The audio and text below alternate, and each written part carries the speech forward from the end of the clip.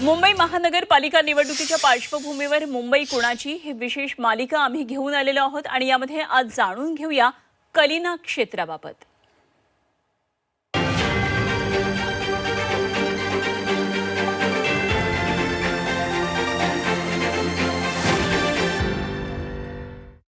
कुठे टायर आहे तर कुठे गियर आहे, कुठे गाडीचं इंजिन पडलंय तर कुठे या गाडीची अख्खीच्या अख्खी बॉडी पडलेली आहे। खरं तर तुम्हाला मुंबईमध्ये अशा पद्धतीच्या गोडाऊनचे चित्र एकाच ठिकाणी बघायला मिळतं। अगदी बरोबर ओळखलं, कलिना विधानसभेतल्या प्रसिद्ध अशा CST रोडवरचं हे गोडाऊन आहे। इथे तुम्ही आलात तर तुम्हाला गाडीचे सगळे पार्ट अगदी चुटकीसरशी मिळतात आणि या सगळ्या पार्टला असेंबल केलं, एकत्र जोडलं तर एक अख्खीच्या अख्खी गाडी तयार होते।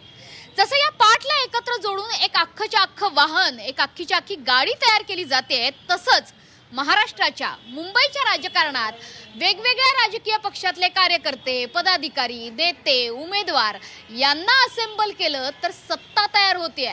कलिनात सुद्धा वेगळी परिस्थिती नाहीये। कलिनामधून सध्या मुंबई महापालिकेसाठी कोणाचं असेंबलिंग सुरू आहे आणि कोणाचं डिसेंबलिंग सुरू आहे, बघूयात कलिनातली ही मुंबई कुणाची आहे।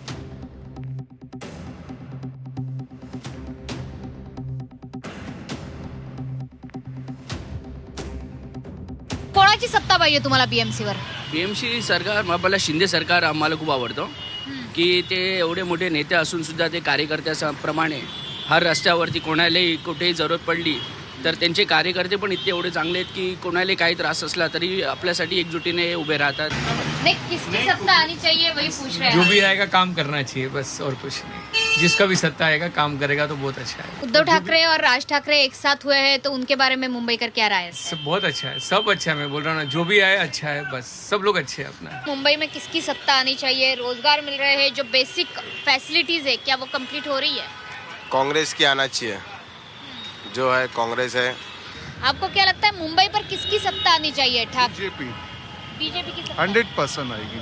उदय ठाकरे का जो इस वक्त का कैंडिडेट है मकसूद भाई, बहुत अच्छा कैंडिडेट है, वो जीत के आएंगे यहाँ से क्षेत्र से, बट सत्ता आएगी बीजेपी की। उद्धव ठाकरे, शिंदे, फडणवीस या कांग्रेस की आनी चाहिए या MIM?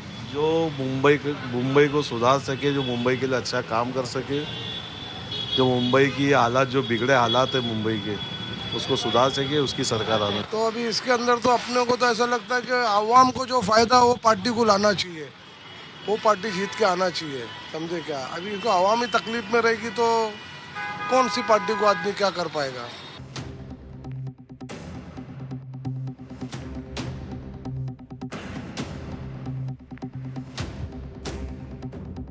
कलिना विधानसभा क्षेत्रातून काँग्रेसला आजवरून भरभरून मतदान मिळालेलं आहे आणि म्हणूनच 2017 साली सुद्धा याच विभागातून काँग्रेसचे अनेक नगरसेवक मुंबई महापालिकेत निवडून गेले। 2017च्या BMC निवडणूक निकालांवर लक्ष टाकलं तर लक्षात येईल की प्रभाग क्रमांक 89 मधून दिनेश कुबल हे ठाकरेंचे नगरसेवक निवडून आले होते। प्रभाग क्रमांक 90 मधून ट्युलिप मिरांडा हे काँग्रेसच्या तिकिटावर निवडून आले। प्रभाग क्रमांक 91 मधून मोहम्मद रफिक शेख हे काँग्रेसचे माजी नगरसेवक राहिलेले आहेत। प्रभाग क्रमांक 165 मधून अशरफ आझमी हे देखील काँग्रेसचेच माजी नगरसेवक आहेत। प्रभाग क्रमांक 166 मधून संजय तुर्डे हे निवडून आले मनसेच्या तिकिटावर आणि त्यानंतर त्यांनी शिंदे गटात प्रवेश केला। प्रभाग क्रमांक 167 मधून दिलशाद बानो या काँग्रेसच्या माजी नगरसेविका राहिल्या। प्रभाग क्रमांक 168 मध्ये सईदा खान या देखील काँग्रेसच्याच माजी नगरसेविका राहिल्या आहेत।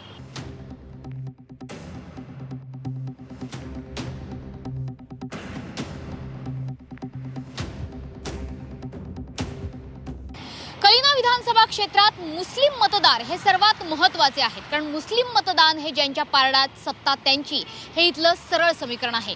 इथल्या धार्मिक आणि भाषिक टक्केवारीवर जर एक बार नजर टाकली तर लक्षात येईल की इथल्या मुस्लिम मतदारांची संख्या ही 35 ते 40% आहे, तर हिंदू मतदारांची संख्या ही 50 ते 55% घरात आहेत।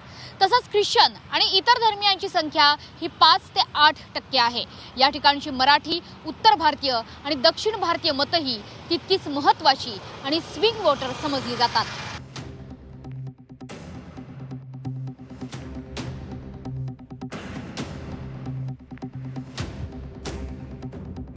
नलजी, खरं तर कलिना हा मतदारसंघ किंवा एकंदरीतच कलिना क्षेत्र हे संमिश्र स्वरूपाचं आहे. इथे कॉस्मोपॉलिटियन सुद्धा आहेत, अतिशय गरीब घरातली माणसं सुद्धा आहेत. काय अजेंडा आहे आणि सगळ्यात महत्त्वाचं जे राजकीय खिचडी झालेली इथे, या खिचडीतून वाट कशी काढणार आहे? मला असं वाटतं की राजकीय खिचडी पूर्ण मुंबईमध्येच सगळीकडेच होते. कारण आपल्याला जेव्हा प्रभागातून निवडून दिलं जातं तेव्हा त्या प्रभागामधली कामं होणं अपेक्षित असते. आणि त्या 5 वर्षाच्या कालखंडात म्हणजे कोरोनाचे 2 वर्ष असतील किंवा पुढचा जो कालावधी असेल, आयुक्तांकडे कारभार गेलेला तुम्हालाही माहिती असेल. आणि बरीच विकास कामं जी रखडलेली होती त्याला लोकांना तो न्याय मिळत नव्हता. कुठेतरी ते मनामध्ये खंत होती की आपल्याकडनं ते विकास कामं होत नाही आहेत.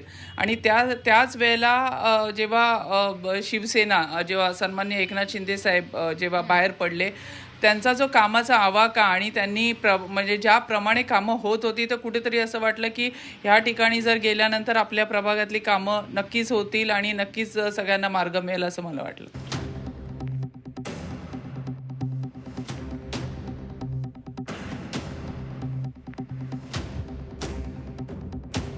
माझ्या मागे लागलेली ही वाहनांची रांग तुम्ही बघताय ना, अशी समस्यांची रांग कलिनामध्ये लागलेली आहे. एक वेळ ही वाहतूक कोंडीची रांग संपेल, ही वाहतूक कोंडी सुटेल, पण समस्यांची कोंडी कुणी सोडवायची? खरं तर पूर्व द्रुतगती महामार्ग आणि पश्चिम द्रुतगती महामार्ग म्हणजेच ईस्टर्न आणि वेस्टर्न एक्सप्रेस हायवे यांना जोडणारा कलिना हा भाग, एक प्रकारे पूर्वेकडची मुंबई आणि पश्चिमेकडची मुंबई यांना जोडणारा कलिना विधानसभा मतदारसंघ. मात्र इथल्या संमिश्र लोकवस्तीप्रमाणे इथल्या समस्या या सुद्धा कायमच संमिश्र आणि कधीही न सुटलेल्या अशाच राहिलेल्या आहेत. बघूयात यंदाच्या मुंबई महापालिकेच्या निवडणुकीतून तरी या समस्यांना अंत मिळतोय का? कॅमेरामन अशोक सह मनीष पाठक, झी 24 तास, मुंबई.